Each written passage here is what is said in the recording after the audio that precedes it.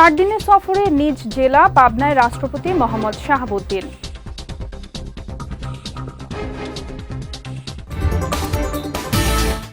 রাঘব বোয়ালদের লুটপাট বন্ধ করার লক্ষ্যে এবারের বাজেট প্রণয়ন, বললেন ওবায়দুল কাদের। এবং দুর্নীতি করলে সরকারি চাকরিজীবীদের কোনো ছাড় নেই, হুঁশিয়ারি আইনমন্ত্রীর।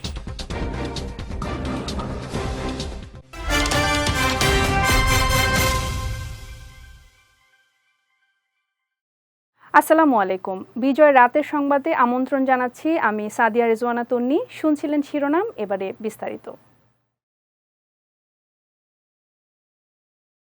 4 দিনের সফরে চতুর্থবারের মতো নিজ জেলা পাবনায় গেছেন রাষ্ট্রপতি মোহাম্মদ শাহাবুদ্দিন। দুপুরে ঢাকা থেকে হেলিকপ্টার যোগে পাবনার শহীদ অ্যাডভোকেট আমিন উদ্দিন স্টেডিয়ামে পৌঁছান তিনি। এ সময় পাবনার জেলা প্রশাসক মোহাম্মদ আসাদুজ্জামান, পুলিশ সুপার আকবর আলী মুন্সি সহ ঊর্ধ্বতন কর্মকর্তারা তাকে শুভেচ্ছা জানান। সেখান থেকে পাবনা সার্কিট হাউসে উপস্থিত হয়ে রাষ্ট্রপতি গার্ড অফ অনার গ্রহণ করেন। সফরকালে রাষ্ট্রপ্রধান আগামীকাল সকালে পাবনার সরকারি চাকরিজীবীদের সঙ্গে মতবিনিময় করবেন। এরপর 11 জুন সকালে পাবনার চেম্বার অফ কমার্সের প্রতিনিধিদের সঙ্গে মতবিনিময় সভা করবেন। রাঘব বোয়ালদের লুটপাট বন্ধ করার লক্ষ্যে এবারের বাজেট প্রণয়ন করা হয়েছে বলে জানিয়েছেন আওয়ামী লীগের সাধারণ সম্পাদক ওবায়দুল কাদের। সকালে বঙ্গবন্ধু এভিনিউয়ে আওয়ামী লীগের কেন্দ্রীয় কার্যালয়ে দলটির কেন্দ্রীয় নেতাদের সঙ্গে ঢাকা মহানগর উত্তর দক্ষিণ জেলা আওয়ামী লীগ এবং সব সহযোগী সংগঠনের সভাপতি সাধারণ সম্পাদকদের যৌথ সভা শেষে তিনি এ কথা বলেন। কালো টাকা সাদা করার সুযোগ বিএনপির আমলেও ছিল উল্লেখ করে আওয়ামী লীগের এই শীর্ষ নেতা বলেন, সে সময় সরকার প্রধান ও অর্থমন্ত্রী তাদের অপ্রদর্শিত অর্থ সাদা করেছিলেন। এই সময় তিনি আরও বলেন, দুর্নীতি করলে কাউকে ছাড় দেয়া হবে না। বিএনপি তাদের নিজস্ব লোকদের বিচার করার সাহস না রাখলেও আওয়ামী লীগ কাউকে ছাড় দেয়নি। কালো টাকা সাদা তো সাইফুর রহমানও করেছে এবং বেগম খালেদা জিও করেছে, তারাও তাহলে দুর্বৃত্ত। আর লুটপাটের জন্য রাঘব বোয়ালদের এই বাজেটটা করা হয়েছে রাঘব বোয়ালদের লুটপাট বন্ধ করার জন্য, লুটপাটের জন্য নয়। এই যে বিএনপি যে লুটপাটের রাজত্ব সৃষ্টি করেছে এবং দেশকে ধ্বংসের দ্বার প্রান্তে নিয়ে গিয়েছিল, অন্ধকার গব্য থেকে শেখ হাসিনা এই দেশকে উদ্ধার করেছে। লুটপাট করার জন্য নয়, লুটপাট আমরা বন্ধ করেছি। লুটপাট করে কেউ এখানে পার পেয়ে যেতে পারবে না। অর্থঋণ আদালতের মামলা দ্রুত নিষ্পত্তির উদ্যোগ নেওয়া হয়েছে বলে জানিয়েছেন আইনমন্ত্রী আনিসুল হক। সকালে রাজধানীর বিচার প্রশিক্ষণ ইনস্টিটিউটে যুগ্ম জেলা ও দায়রা জজদের অরিয়েন্টেশন কোর্সের উদ্বোধনী অনুষ্ঠানে তিনি এ কথা জানান। এই সময় আইনমন্ত্রী বলেন, এজন্য আদালতের সংখ্যা বাড়ানো হচ্ছে। তিনি জানান, সরকারি চাকরিতে প্রবেশের সময় সম্পদের হিসাব দেওয়ার বিধান রয়েছে। সরকারি চাকরিজীবী কেউ দুর্নীতি করলে কোনো ছাড় পাবে না বলেও হুঁশিয়ারি দেন আইনমন্ত্রী আনিসুল হক। সরকার সমৃদ্ধ অর্থনীতির শত্রু হিসাবে খেলাপি ঋণের পরিমাণ কমিয়ে আনতে চায়। কথা বলার অপেক্ষা রাখে না যে খেলাপি ঋণ কমানোর অন্যতম উপায় হচ্ছে অর্থঋণ আদালতের মামলা দ্রুত নিষ্পত্তির ব্যবস্থা করা। ঋণ খেলাপি মামলা দ্রুত নিষ্পত্তি করতে এডিআর পদ্ধতিকে আরও কার্যকরভাবে অনুসরণ করতে হবে। এর পাশাপাশি শুনানি পর্যায়ে বিবাদের অযৌক্তিক কালক্ষেপণ রোধ করতে হবে। সরকারি হাসপাতালে ডাক্তারদের অনুপস্থিতি এবং অবহেলা সহ্য করা হবে না বলে জানিয়েছেন স্বাস্থ্যমন্ত্রী ডাক্তার সামন্তলাল সেন। সকালে সচিবালয়ে বাংলাদেশ সেক্রেটারিয়েট রিপোর্টার্স ফোরাম আয়োজিত বিএসআরএফ সংলাপে অংশ নেন তিনি। এ সময় সিলেটে কয়েকজনকে কর্মস্থলে না পেয়ে সাময়িক বরখাস্ত করা হয়েছে বলেও জানান মন্ত্রী। এদিকে সম্প্রতি অনুমতি ছাড়া ঢাকা মেডিকেল কলেজ হাসপাতালে কর্মরত কর্মকর্তা কর্মচারীদের গণমাধ্যমের সাক্ষাৎকার বা বক্তব্য না দিতে নোটিশ জারি করেন ঢামেক পরিচালক।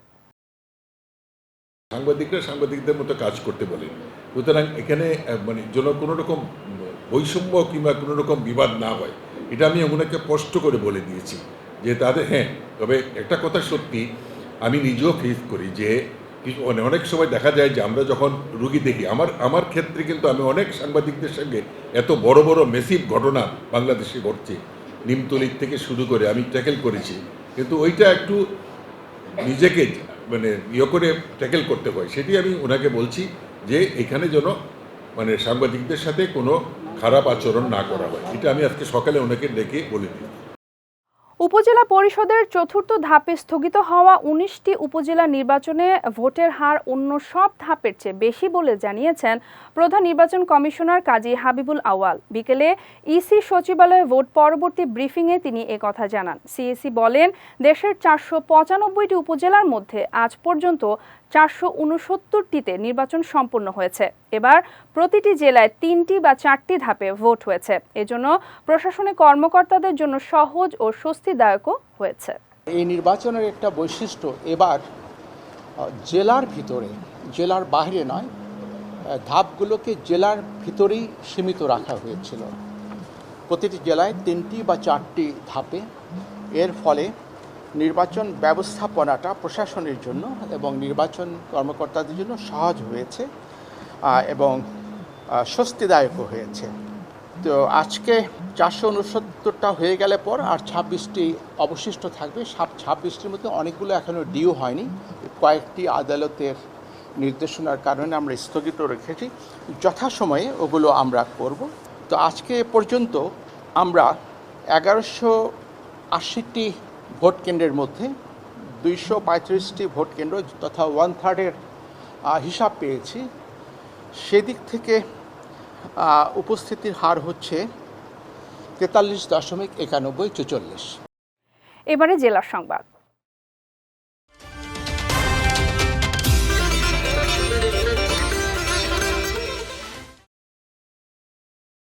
জামালপুরের সরিষাবাড়িতে ইজি বাইক চুরির পর চালক লাইজু মিয়াকে শ্বাসরোধ করে হত্যা মামলায় 4 জনকে মৃত্যুদণ্ড দিয়েছেন আদালত।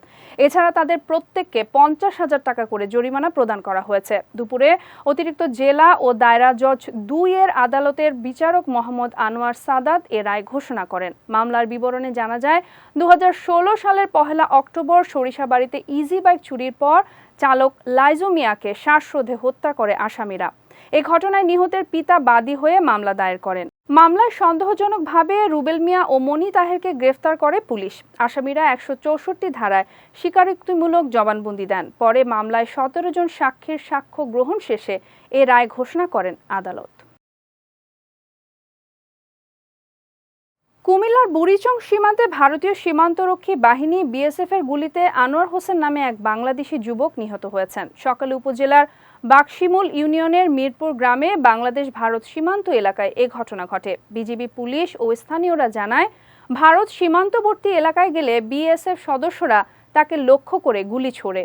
এতে ঘটনাস্থলে মারা যান তিনি। পরে আনোয়ারের মরদেহ নিয়ে যায় বিএসএফ সদস্যরা। বিষয়টি নিয়ে বিএসএফ এর সঙ্গে পতাকা বৈঠকের প্রস্তুতি চলছে বলে জানিয়েছে বিজিবি।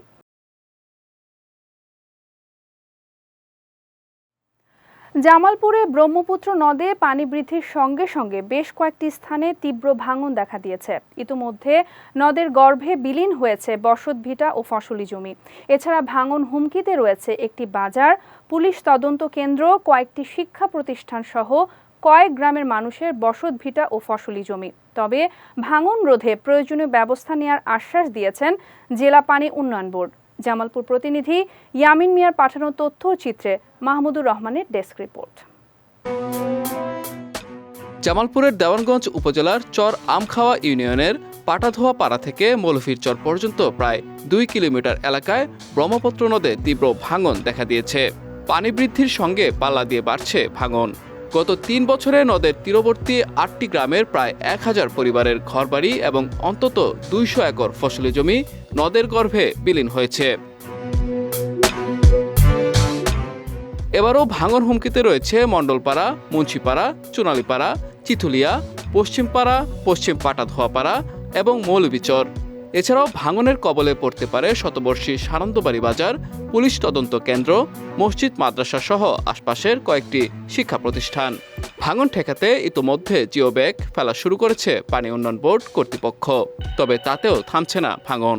পানি আসার হাতে হাতে যে ভাঙন আরম্ভ হওয়া যায়, কত মানুষ বাড়িঘর ভাঙ্গা চুরা গেল গা। এই নদী ভাঙনে প্রায় 1000 পরিবার বিলীন হয়ে গেছে এবং শত শত বিঘা জমি নষ্ট হয়ে গেছে স্থায়ী বাঁধ না দিলে এই অঞ্চলকে রক্ষা করা সম্ভব নয়। হাজার হাজার বিঘা জমি নদী ঘরে বিলীন হয়ে গেছে, তারপরে ঘর বাড়ি তো সব চলেই গেছে। এখন অসহায় মানুষগুলো যে এখন দাঁড়াবে কোথায় সে কোনো নেই। ফসলি জমি, অনেক ফসলি জমি আর হুমকি মুখে পড়ে আছে।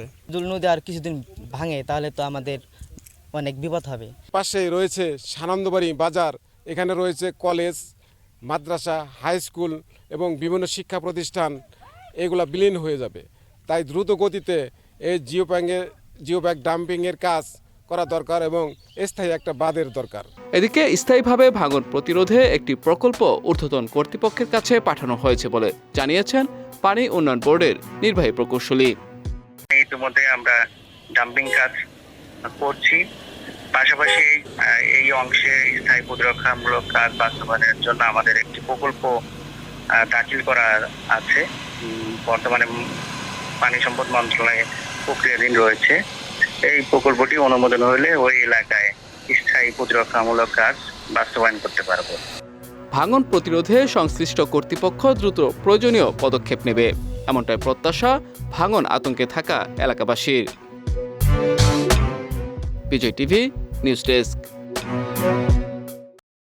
বঙ্গবন্ধু শেখ মুজিবুর রহমান এক্সপ্রেসওয়ের মাদারীপুরের শিবচরে দুটি ট্রাকের সংঘর্ষে 2 চালক নিহত হয়েছেন। ভোরে এক্সপ্রেসওয়ের আড়িয়াল খাঁ সেতু সংলগ্ন শিবচর হাইওয়ে থানার পূর্ব পাশে এই দুর্ঘটনা ঘটে। পুলিশ ও স্থানীয়রা জানায়, এক্সপ্রেসওয়ের ভাঙাগামী লেনে ভোরে বেপরোয়া গতিতে আসা ট্রাকের ইঞ্জিন নষ্ট হলে সড়কের পাশে পার্কিং করেন চালক রায়হান মিয়া। এ সময় পেছন থেকে আসা অপর একটি ট্রাক পার্কিং করা ট্রাকটিকে ধাক্কা দেয়। এতে দুটি ট্রাকে দুমড়ে মুচড়ে যায়। এ সময় 2 ট্রাকের চালক উজ্জ্বল ও মোহাম্মদ রায়হান মিয়া গুরুতর আহত হন। পরে তাদের উদ্ধার করে শিবচর উপজেলা স্বাস্থ্য কমপ্লেক্সে নিলে চিকিৎসক মৃত ঘোষণা করেন। যাচ্ছি খেলার সংবাদে।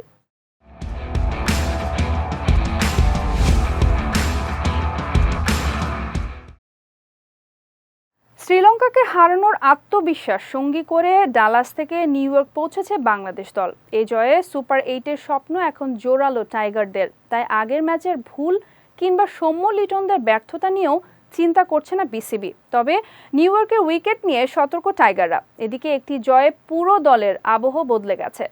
বিসিবির cricket operations chairman Jalal Yunus গণমাধ্যমকে জানান, এই জয় দলের জন্য খুবই প্রয়োজন ছিল। খেলোয়াড়দের মধ্যে কনফিডেন্স লেভেল অনেক বেড়েছে। এই সময় আগামী ম্যাচগুলোতে এই কনফিডেন্স কাজে লাগবে বলেও আশা প্রকাশ করেন তিনি। ইউরো চ্যাম্পিয়নশিপ এবং কোপা আমেরিকাকে সামনে রেখে নিজেদের প্রস্তুত করতে আন্তর্জাতিক প্রীতি ম্যাচ খেলছে দলগুলো। এরই অংশ হিসেবে কোপা আমেরিকার অন্যতম ফেভারিট দল ও বিশ্ব চ্যাম্পিয়ন আর্জেন্টিনাও খেলছে 2টি প্রীতি ম্যাচে। এরই মধ্যে প্রথম ম্যাচে আগামীকাল ভোরে ইকুয়েডরের বিপক্ষে মাঠে নামবে লিওনেল মেসির আর্জেন্টিনা। ম্যাচটি বাংলাদেশ সময় ভোর 5টায় শুরু হবে।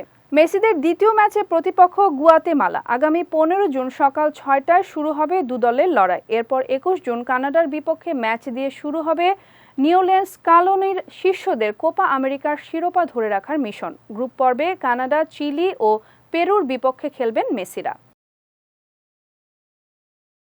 বিজয় রাতের সংবাদ শেষ করার আগে শিরোনামগুলো দেখে নিচ্ছি আরও একবার।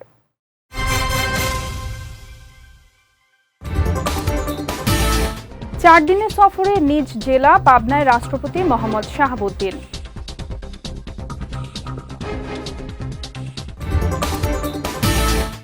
রাঘব বোয়ালদের লুটপাট বন্ধ করার লক্ষ্যে এবারের বাজেট প্রণয়ন, বললেন ওবায়দুল কাদের। এবং দুর্নীতি করলে সরকারি চাকরিজীবীদের কোনো ছাড় নেই, হুঁশিয়ারি আইনমন্ত্রীর।